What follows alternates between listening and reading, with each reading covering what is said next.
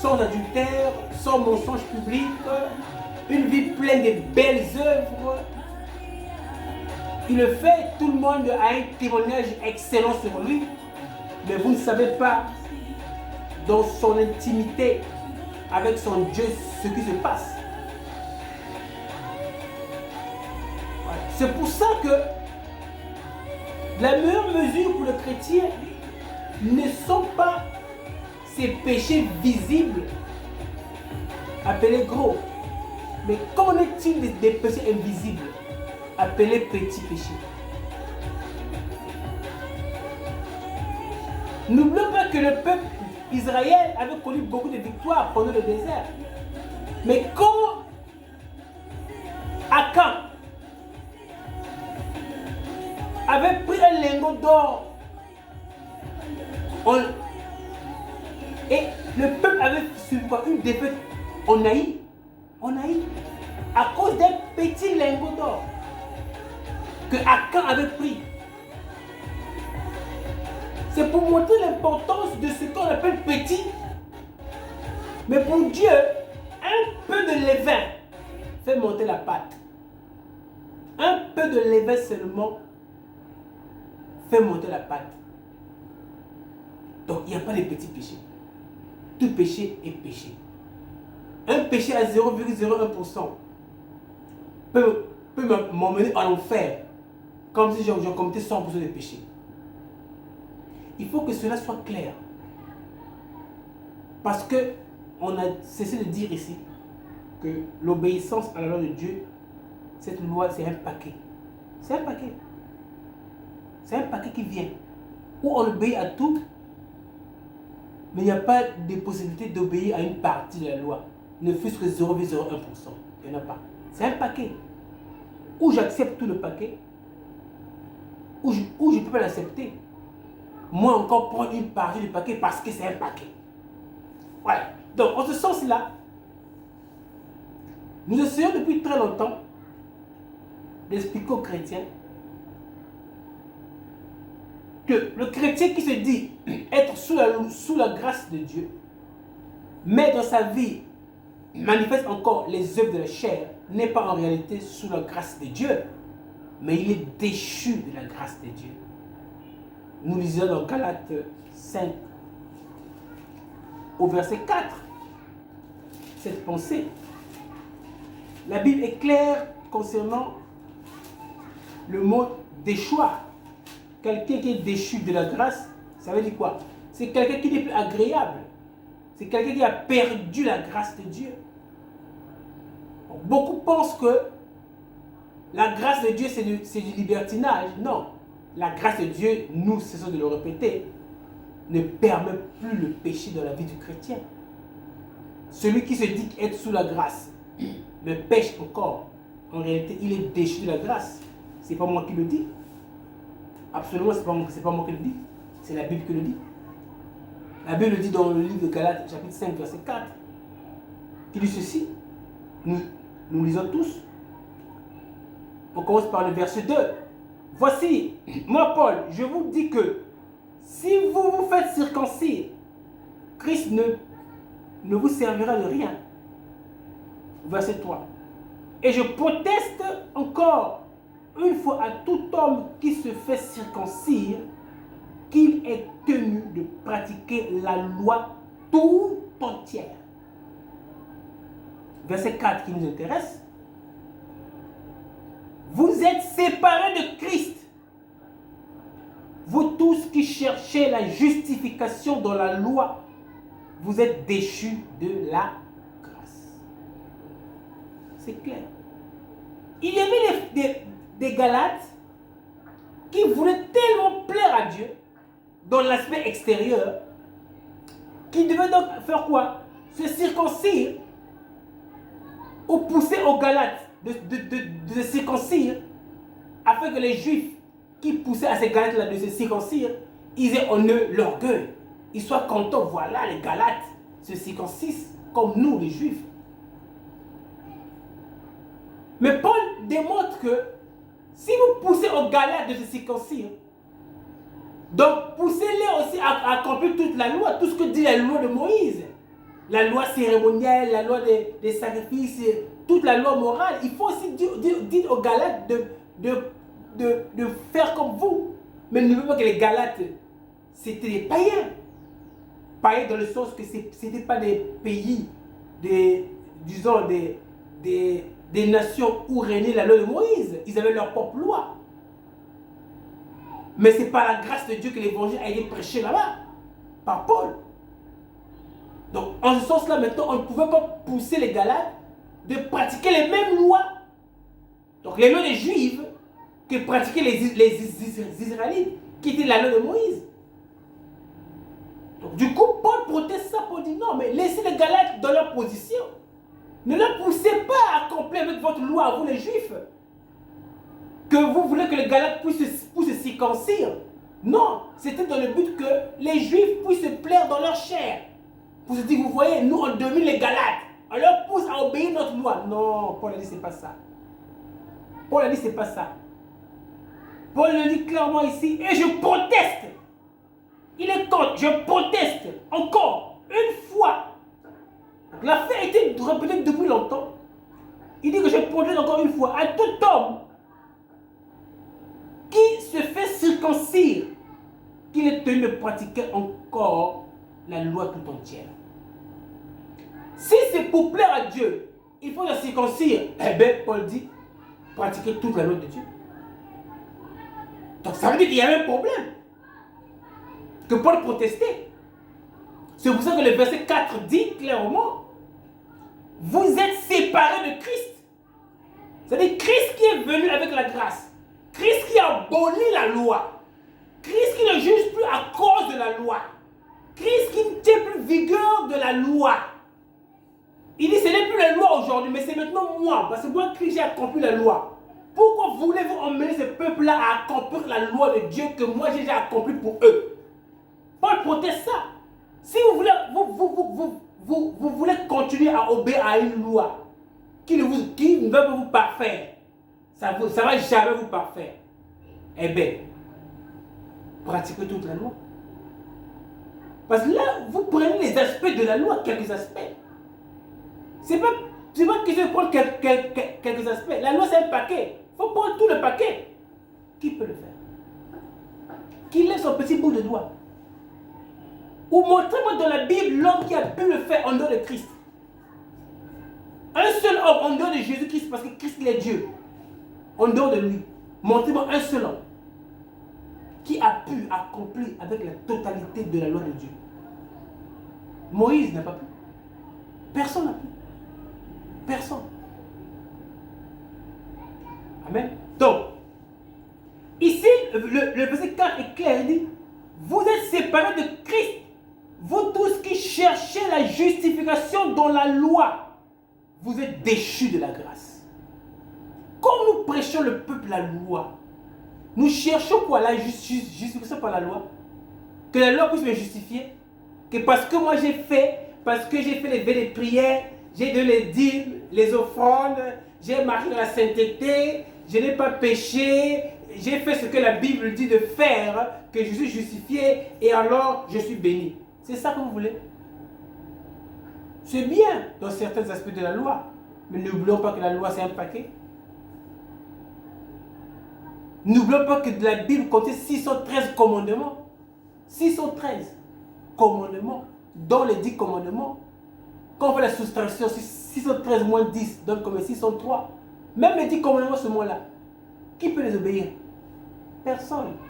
Arrêtons de distraire le peuple de Dieu. Arrêtons ça. La nouvelle alliance n'enseigne pas ça. L'ancienne alliance qui exigeait à l'homme l'enseignement total de la loi, enseignait ça, oui. Mais dans quel but?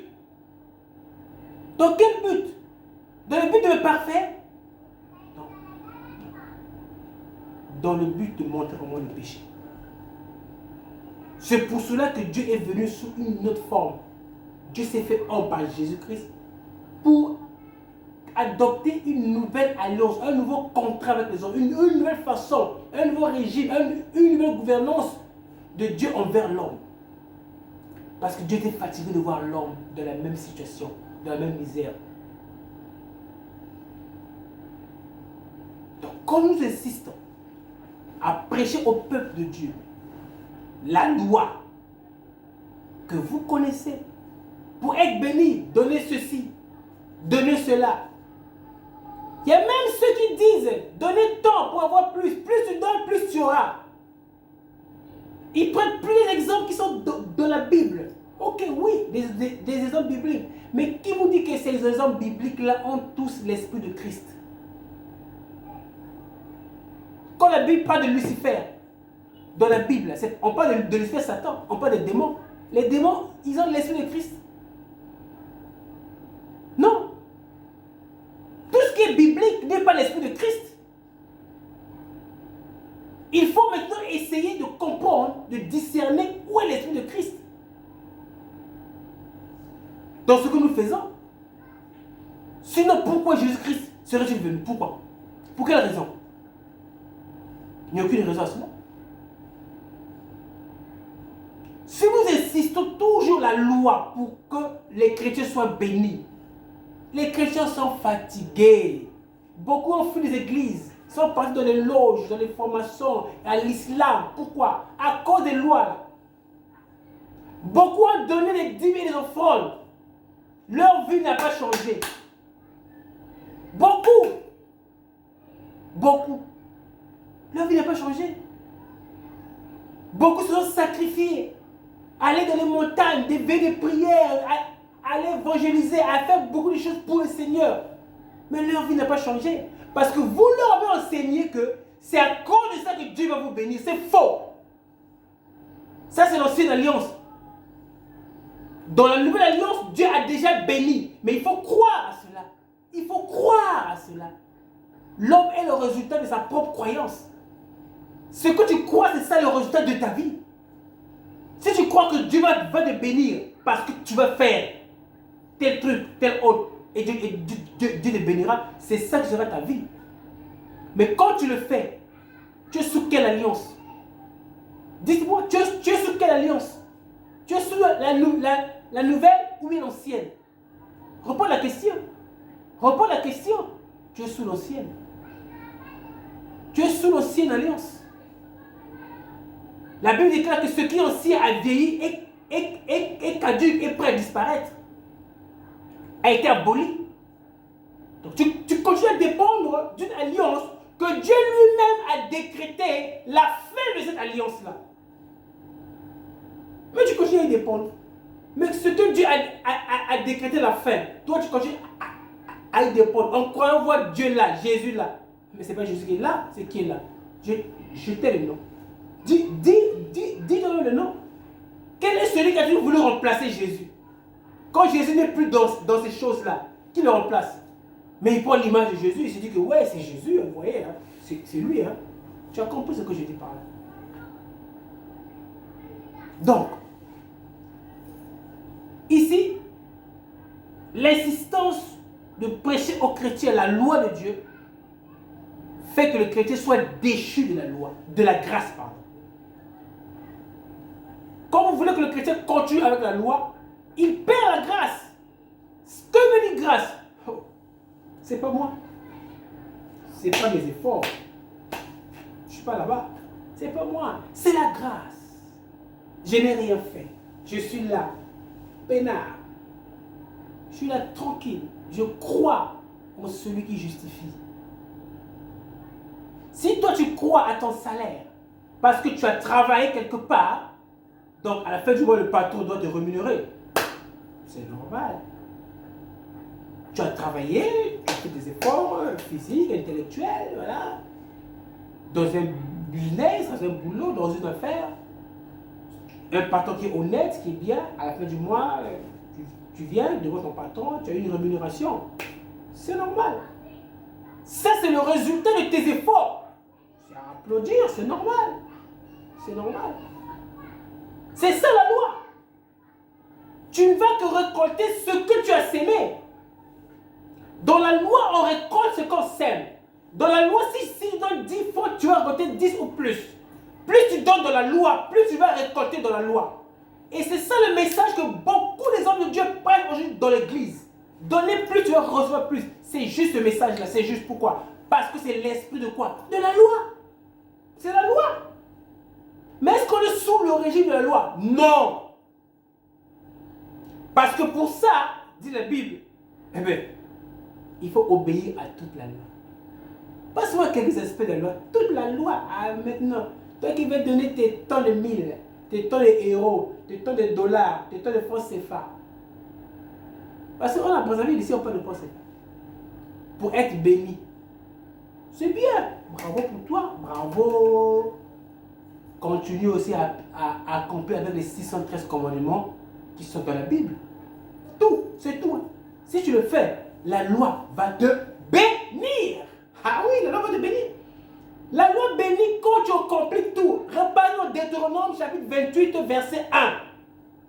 Si tu obéis à ce que je te présente aujourd'hui, à tous les commandements, et alors je vais ça, ça et ça, ça. Il y a tous les commandements. Arrêtons de distraire le peuple de Dieu. Arrêtons ça. Personne ne peut le faire. Personne ne peut accomplir avec toute la loi de Dieu. C'est impossible. Seul Dieu lui-même, Jésus-Christ, qui l'a fait. Il a remis un cadeau. Et il a remis un cadeau à l'Église, à nous qui croyons en lui. Donc, quand vous insistez sur la loi, la personne est déchue de la grâce. La grâce, c'est quoi? Je suis là tranquille, je ne fais rien. Je ne fais rien. Je n'ai pas travaillé. Non, je n'ai pas travaillé. Non, du 1er au 30, je ne suis pas allé au boulot.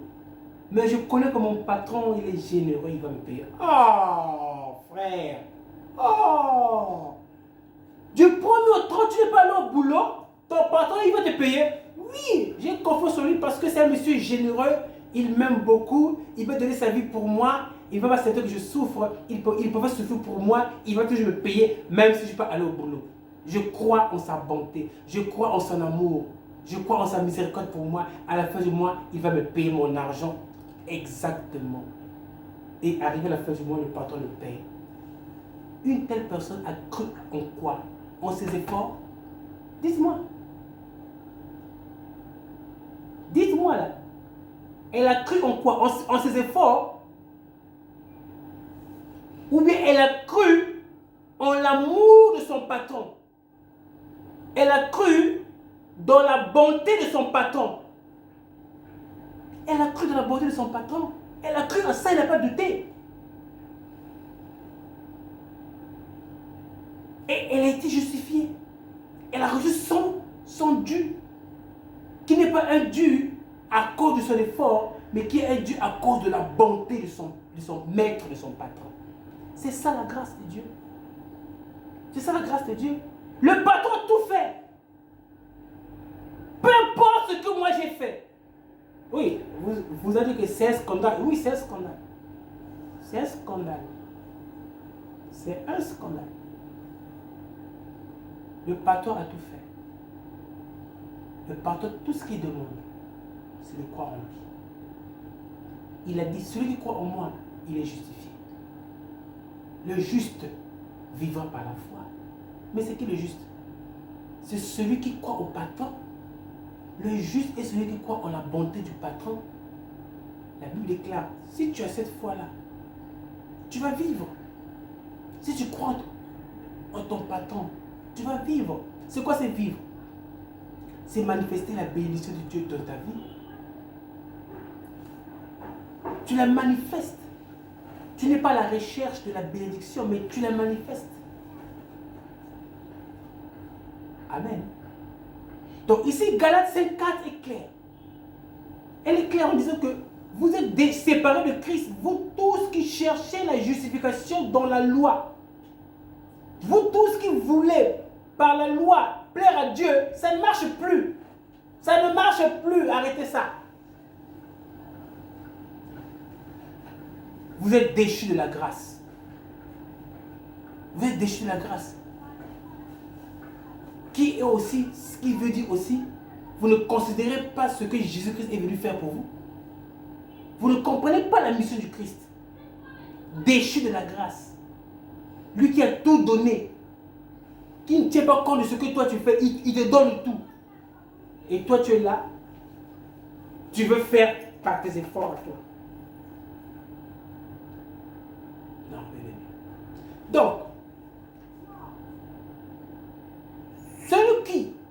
Le chrétien qui se dit donc, comme je disais tantôt, excusez-moi, être sous la grâce de Dieu. Mais dans sa vie de tous les jours, il manifeste encore les œuvres de la chair que vous connaissez. Adultère, mensonge, les forces physiques pour gagner les choses, ok. Ce genre de chrétien n'est pas en réalité sous la grâce, mais il est déchu de la grâce. Et donc, il est sous la loi. S'il est sous la loi, il est sous la malédiction. Parce que la loi de Dieu maudit l'homme. C'est pas que la loi soit mauvaise, non, loin de là. On l'a dit tantôt. Elle est parfaite, bonne et juste. Mais comme la loi revêt le péché en toi, comme la loi elle est sainte, comme la loi de Dieu elle est parfaite, comme la loi de Dieu est la nature de Dieu, elle ne peut pas venir s'asseoir, rester là où il y a le péché. Du coup, elle n'est pas là. Et là où il y a le péché qui est là, c'est Satan qui est là. Satan fait quoi? Il maudit les gens. C'est pour cela que on peut court-circuiter en disant que la loi maudit. Mais pourquoi? Mais en fait, quand nous disons que la loi maudit, ce n'est pas que la loi maudisse quelqu'un, mais c'est le péché qui est en toi te maudit. Parce que la loi vient seulement pour te révéler le péché. La loi vient de ta vie pour te montrer qu'il est le péché. Et comme tu insistes que tu ne peux pas ôter ce péché parce que tu n'as pas le pouvoir d'ôter le péché, eh bien, la loi se repose. La loi te montre le péché. Il dit, à cause du péché là, ce que j'avais prévu dans Deutéronome 28 à partir du verset 15, si tu ne serves pas, voilà ce qui va t'arriver. La loi s'applique. Et in fine, la loi te maudit. Elle te maudit. Amen. Donc, la Bible dit que car tous ceux qui s'attachent aux œuvres de la loi sont sous la malédiction. Car il est écrit, maudit est quiconque n'observe pas tout ce qui est écrit dans le livre de la loi et ne le met pas en pratique. Ça on lisait dans Galates 3 au verset 10. La Bible est claire ici et dit que maudit est quiconque qui n'observe pas tout ce qui est écrit. La Bible ne dit pas que maudit quiconque qui n'observe pas 10%. Non, disons 20%. Non, disons 40. Oh, 80. Mon pasteur, je le connais là, lui, il observe la loi à 99%. Il est maudit. Pourquoi? La Bible ne parle pas de 99%. La Bible parle du 100%. La Bible parle du 100%. Il est maudit. C'est pas moi qui le dis. Galates 3:10, ça est là. Lisez ça, ça est là. Il est clair dans Galates 3:10, il est bien dit ici. Je vais encore relire ça. Car tous ceux qui s'attachent aux œuvres de la loi. Quelles sont les œuvres de la loi? Ah, on a dit l'achat partiel. Ah, parce qu'on a dit que l'achat partiel, ceux qui vont contribuer, ils seront bénis. Voilà. Je paye. On dit qu'il ne faut pas mentir. J'évite de mentir. Il ne faut pas chercher les femmes des autres. L'adultère, j'évite de faire ça. Il ne faut pas faire ceci. Mais il faut continuer à venir à l'église tous les jours. Ok? Il faut aller dans les lieux de prière, il faut aller à la montagne, il faut faire de bonnes œuvres, il faut montrer qu'on est chrétien, il faut évangéliser. Ah ouais, moi je fais tout ça. Voilà.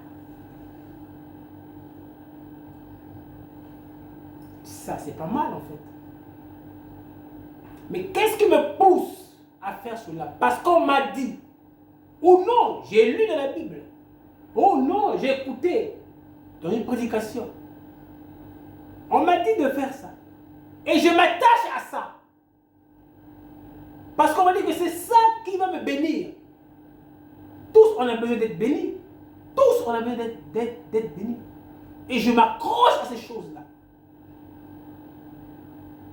Pour avoir quoi? La bénédiction. Mais Galates 3:10 dit autre chose.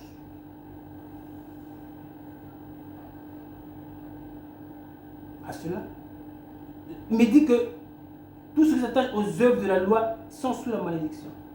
Oui, d'autres vont dire, ouais, bon, bien aimé, mais les œuvres de la loi, ce sont des mauvaises choses, par exemple l'adultère, la fornication. Si on va dans ce terrain-là aussi, œuvre de la loi, de la chair, les œuvres de la chair, c'est ça, non? Ok. Mais vous savez que veut dire œuvre de la chair? S'attacher aux œuvres de la chair, ça veut dire quoi? Que moi, je ne veux pas faire l'adultère, je ne veux pas faire tuer quelqu'un, mentir. Je ne veux pas. Je m'accroche à ne pas faire ces choses-là. Pourquoi? Parce que je sais une chose, que la loi de Dieu l'interdit. Vrai ou faux? C'est vrai. Le fait de savoir, parce que c'est la loi de Dieu qui interdit ça, que moi je vais être en conformité avec cette loi de Dieu-là, le fait de ça dit déjà que c'est bien de vouloir penser comme ça. Mais n'oublie pas que tu as 613 commandements. Il suffit seulement d'un iota. Iota, c'est la lettre la plus petite de l'alphabet grec. Un iota. Si tu le commets avec un iota, tu es coupable devant toute la loi. Tu peux le faire. Soyons sérieux là. Soyons sérieux entre nous, soyons sérieux. On a vu dans les églises, on voit ça, personne ne peut le faire. Arrêtons de nous embrouiller comme ça là. Mais tout ça parce que Dieu a changé de régime, de système. Dieu n'est plus là en train de donner à l'homme, d'observer ma loi par ses efforts à lui l'homme. Non. Sinon Christ, Jésus-Christ, il n'y avait aucun sens qui vienne ici. Amen. C'est pour cette raison que la Bible dit que quand tout ce qui s'attache aux œuvres, à ce que tu fais, si tu t'attaches à ça, parce que tu veux montrer que moi, vous savez, moi c'est moi c'est le frère, moi c'est la sœur telle, moi je suis prédicateur, moi ceci, tu t'attaches à ça, tu donnes ça tellement trop d'importance. La Bible dit, tu es sous la malédiction. C'est pas moi qui le dis, c'est là, c'est écrit. Parce que la loi, son but n'est pas de te parfaire. Non, loin de là. Son but, c'est de montrer en toi le péché tant qu'il n'est pas ôté par Christ à la croix. Alléluia. Car il est écrit, on poursuit encore le Galates 3, verset 10, car il est écrit, maudit est quiconque n'observe pas tout ce qui est écrit dans le livre de la loi et ne le met pas en pratique. Maudit. Celui qui n'observe pas la loi, il est maudit par la loi. Donc la loi de Dieu maudit l'homme. C'est écrit là. C'est écrit. Dites à vos pasteurs d'enlever ça dans la Bible. Qu'ils enlèvent ce verset-là. Qu'ils enlèvent ça. Ça, c'est un verset que Paul, inspiré par le Saint-Esprit, écrit aux Galates. Qu'ils enlèvent ce verset-là dans la Bible. Mais l'Esprit nous avertit par ici que arrêtons d'observer la loi de Dieu, car elle nous maudit. Qu'est-ce qu'on doit observer? La gloire du Seigneur Jésus-Christ à la croix. Là où il dit tout est accompli, tétélestai. Là où il est déversé à cause de sa bonté et de son amour. Il n'a plus tenu compte de ce que toi et moi nous avons commis. Il a pardonné par son amour. Il a dit, je suis mort à cause de toi. J'ai pris ton châtiment. Tes iniquités, tes fautes sont retombées sur moi. Et j'ai payé ta place. La colère de Dieu, le courroux de Dieu est retombé sur Jésus-Christ. Il a tout payé. Et Christ m'a donné au retour quoi? Sa vie. Une vie sainte, une vie bénie. Une vie là où il n'a pas péché. Il m'a dit, la vie que moi je te donne, accepte-la seulement par la foi. Crois que je te l'ai donnée. Et quand tu auras cru que je te l'ai donnée, cette vie-là, elle t'appartient. Et elle est maintenant écrite là dans ton cœur, là où j'ai, avec des lettres d'or et mon sang, j'ai écrit dans ton cœur l'accomplissement total de la loi de Dieu. Toi aussi, tu as accompli la loi à cause de moi, Jésus. Et comme tu as accompli la loi à cause de moi, tu vas vivre ce que la loi avait prévu dès le commencement. Tu seras béni à cause d'avoir obéi à tous les commandements de la loi. C'est ça la bonne nouvelle. Qu'il ne condamne pas le peuple de Dieu. Alléluia.